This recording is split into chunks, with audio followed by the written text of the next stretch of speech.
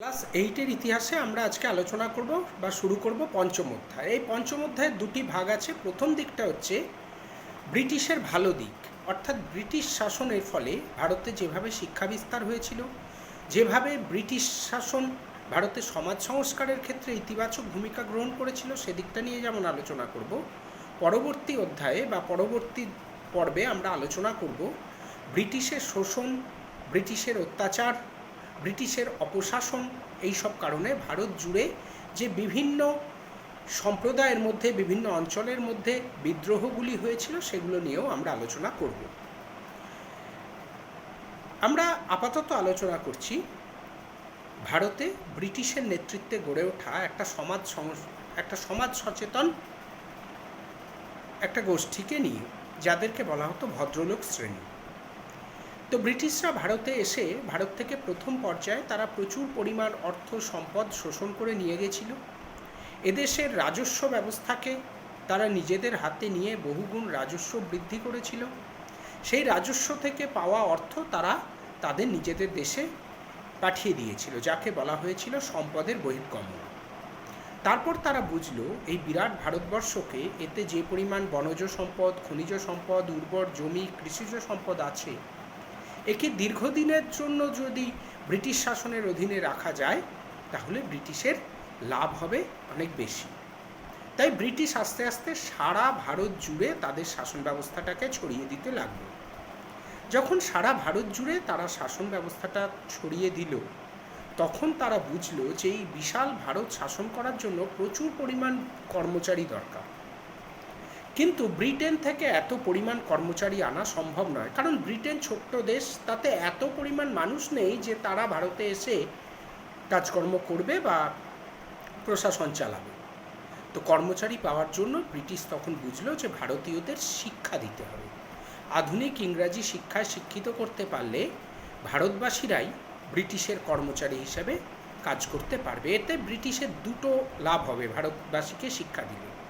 এক নম্বর, ব্রিটিশের অধীনে প্রচুর কর্মচারী পাওয়া যাবে, অল্প বেতনে প্রচুর পরিমাণ কর্মচারী নিয়োগ করে ব্রিটিশ শাসনকে আরও বিস্তৃতভাবে ছড়িয়ে দেওয়া যাবে ভারতের সর্ব জায়গায়।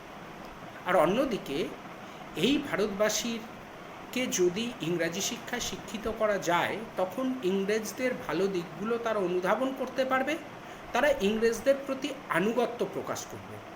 তাতে ভারতবাসীর দিক থেকে যে প্রতিরোধ বা বিদ্রোহের ব্যাপার, সেটা অনেকটা কমানো যাবে এই শিক্ষা বিস্তারের মাধ্যমে।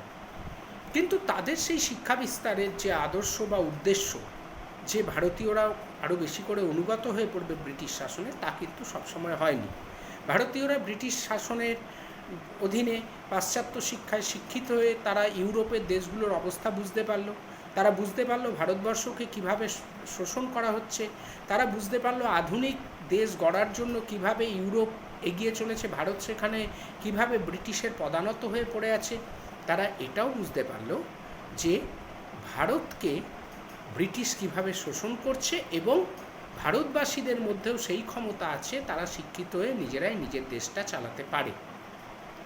ফলে ভারতবাসী কিন্তু এই শিক্ষা গ্রহণের ফলে ব্রিটিশের কাজের খারাপ দিকগুলো, ব্রিটিশ শাসনের ত্রুটিগুলো তারা আরও পরিষ্কারভাবে ধরতে পারলো এবং সে সম্পর্কে তারা নিজেরা সচেতন হলো, জনগণকেও সচেতন করতে লাগলো।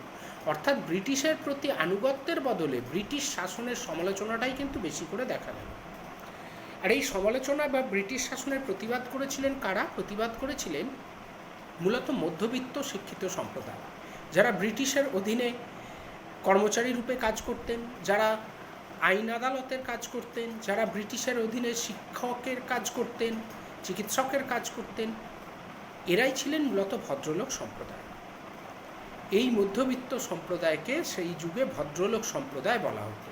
অর্থাৎ আধুনিক শিক্ষায় শিক্ষিত ব্রিটিশের কর্মচারী বা ব্রিটিশের অধীনে কাজ করা ব্যক্তিদের মধ্যবিত্ত সম্প্রদায়, তাদেরকে বলা হতো ভদ্রলোক সম্প্রদায়। এই ভদ্রলোক সম্প্রদায়েরাই কিন্তু ভারতে যেমন শিক্ষা বিস্তার ঘটাতে সাহায্য করেছিলেন, তেমনি তাদের হাত ধরেই ভারতে সমাজ সংস্কারের কাজটাও কিন্তু অনেকটা গুরুত্বপূর্ণ হয়েছিল। সমাজ সংস্কারের কাজে আমরা প্রথমেই আলোচনা করব দুজন মহাপুরুষের নাম।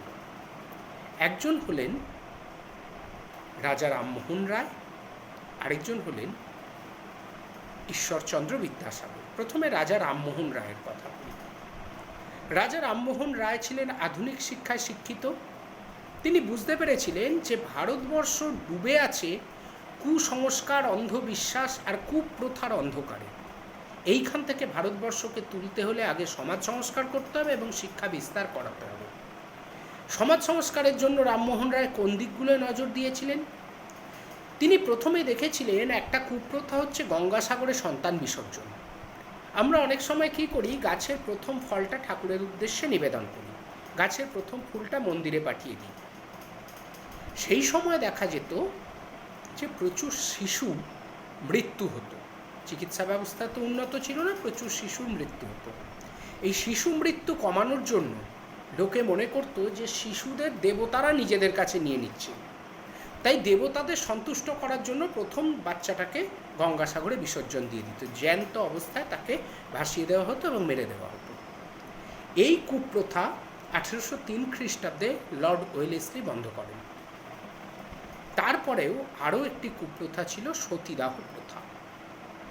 সেই যুগে খুব ছোট্ট বয়সে 6, 7, 8 বছর বয়সে, 8 বছর হয়ে গেলেই মেয়ের বয়স পেরিয়ে গেল, বিয়ে তখন না দিতে পারলে সমাজে একঘরে হয়ে যাবার চান্স। তো এই 5, 6, 7 এই বছর বয়সে মেয়েদেরকে বিবাহ দিয়ে দেওয়া হতো।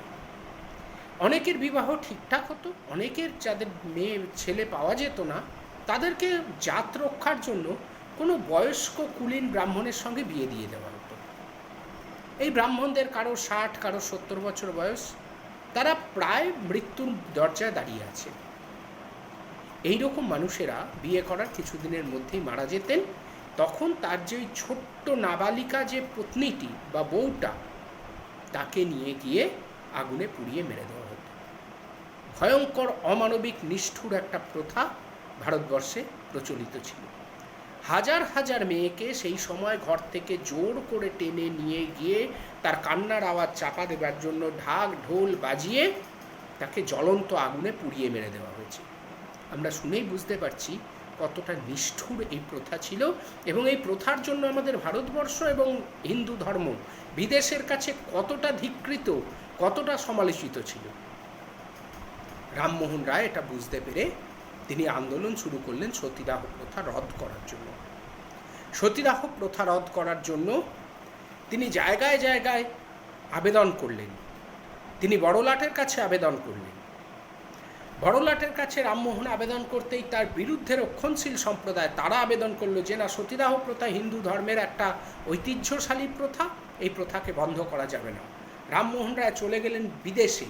সেখানে গিয়ে ইংল্যান্ডের প্রিভি কাউন্সিলে, সেখানকার যে বিচারালয়, সেখানে গিয়ে ইংরেজ সরকারকে বোঝালেন যে ইংরেজরা একটা স্বাধীন সুসভ্য জাতি, তারা যদি ভারতবর্ষে এই কুপ্রথাটাকে বন্ধ না করে তাহলে এই কুপ্রথা কে বন্ধ করবে?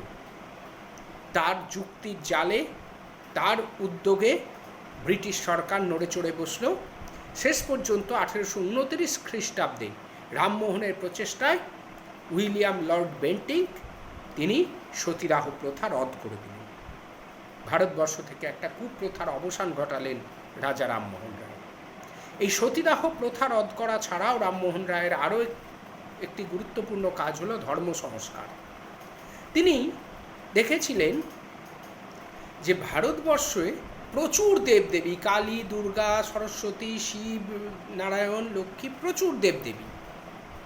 তিনি মনে করেছিলেন ঈশ্বর একজন, এবং দেবদেবীদের আলাদা আলাদা মূর্তি আমরা বানাই, আলাদা আলাদা রূপ মনে করি। তিনি মনে করেছিলেন যে ঈশ্বর একজন, আলাদা আলাদা তার কোনো এই শিব, কালী, দুর্গা, ব্রহ্মা, বিষ্ণু কোনো আলাদা ভাগ নেই। আর ঈশ্বরের কোনো রূপ হয় না। আমরা যে মূর্তি করি, এই মূর্তি পূজার তিনি বিরোধী ছিলেন। তাহলে তিনি কিসের বিরোধী ছিলেন ধর্মের ক্ষেত্রে? তিনি অনেক ঈশ্বরবাদ, তার বিরোধী ছিলেন। এক ঈশ্বরবাদে তিনি বিশ্বাস করতেন, আর তিনি এই মূর্তি পূজার বিরোধী ছিলেন। তিনি বলেছিলেন আমরা যে ঈশ্বর বলি, আমরা যে ভগবান বলি, তার কোনো কি ছবি আমাদের সামনে ভেসে ওঠে? সেটাই আসল, বেদ সেই কথাই বলেছে।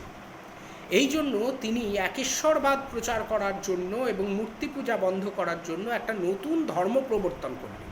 প্রথমে 1815 খ্রিস্টাব্দে তিনি গঠন করলেন আত্মীয় সভা। সেটা তার আত্মীয়দের মধ্যে তিনি তার ধর্মের কথা প্রচার করলেন, যেখানে এক ঈশ্বরের কথা বলা হয়েছে, যেখানে মূর্তি পূজার বিরোধিতা করা হয়েছে। 1828 খ্রিস্টাব্দে এই আত্মীয় সভার নাম বদলে রাখলেন ব্রাহ্ম সভা। 1830 খ্রিস্টাব্দে তার নাম রাখলেন ব্রাহ্ম সমাজ। এই ব্রাহ্ম ধর্ম একটা নতুন ধর্ম হিসাবে বাংলার বুকে প্রচলন করেছিলেন রাজা রামমোহন রায়। এছাড়াও তিনি পাশ্চাত্য শিক্ষার বিস্তার, ইংরাজি শিক্ষা দেবার জন্য অত্যন্ত উদ্যোগী ছিলেন। বারবার ব্রিটিশ সরকারের কাছে দাবি করেছিলেন ভারতে পাশ্চাত্য শিক্ষা দেবার জন্য। ভারতে পাশ্চাত্য শিক্ষা প্রবর্তনের ক্ষেত্রে রামমোহন রায়ের উদ্যোগও কিন্তু যথেষ্ট ছিল। এরপর আমরা দেখব বিধবা বিবাহ আন্দোলন।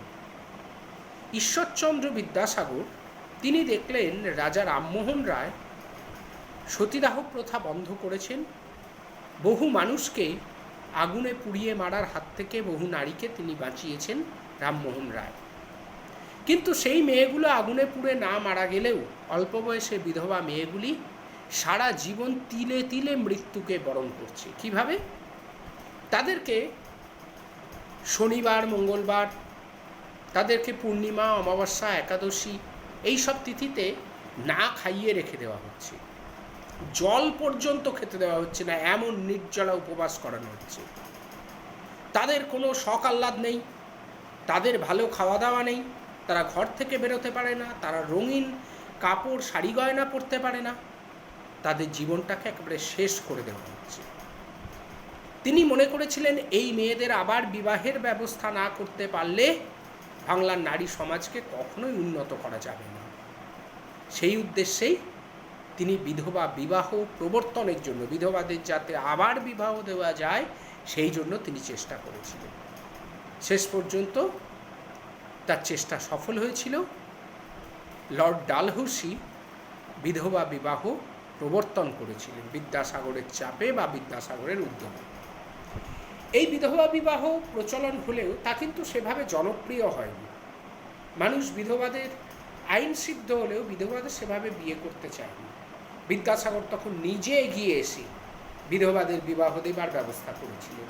তার নিজের পুত্র নারায়ণচন্দ্রের সঙ্গে একটি বিধবার বিবাহ দিয়ে তিনি প্রতিষ্ঠা করেছিলেন এই কথা যে যা তিনি বলেন তা তিনি কাজেও করে দেখাতে পারেন। এই হলেন বিদ্যাসাগর। এরপর আমরা পড়ব ইয়ং বেঙ্গলের কথা। ইয়ং বেঙ্গল সেই সময় একটা গোষ্ঠী বা একটা দল তৈরি হয়েছিল যার নাম নব্যবঙ্গ দল বা ইয়ং বেঙ্গল গোষ্ঠী। দলটি তৈরি করেছিলেন তৎকালীন হিন্দু কলেজের একজন অধ্যাপক ভিভিয়ান ডিরোজিও। চালু করেছিলেন ভিভিয়ান ডিরোজিও। তিনি ছিলেন হিন্দু কলেজের একজন অধ্যাপক। তিনি তার ছাত্রদের নিয়ে একটা সমাজ সংস্কারের দল করলেন, যে দল এই জাতিভেদ প্রথা, অস্পৃশ্যতা, যাতে নিচু জাতকে ছুঁয়ে দিলে আমাদের জাত চলে যায়, এই অস্পৃশ্যতা, এগুলোর বিরুদ্ধে লড়াই করেছিলেন ডিরোজিও এবং তার শিষ্যরা। এর জন্য তারা বিভিন্ন পার্থেনন, এনকোয়ারার নামক বিভিন্ন প্রতিষ্ঠান সংগঠন তৈরি করেছিলেন, যেগুলোর মাধ্যমে প্রচার চালিয়েছিলেন। তারা অত্যন্ত কড়াভাবে সমাজের এই খারাপ দিকগুলোর বিরুদ্ধে প্রতিবাদ জানিয়েছিলেন এবং শিক্ষা দীক্ষায় তৎকালীন যুগে এই ইয়ং বেঙ্গল গোষ্ঠী বাংলায় একটি বিশেষ স্থান অধিকার করেছিল। ইয়ং বেঙ্গলের পাশাপাশি শিক্ষা বিস্তারে বিদ্যাসাগর মহাশয়ও যথেষ্ট উদ্যোগী ছিলেন।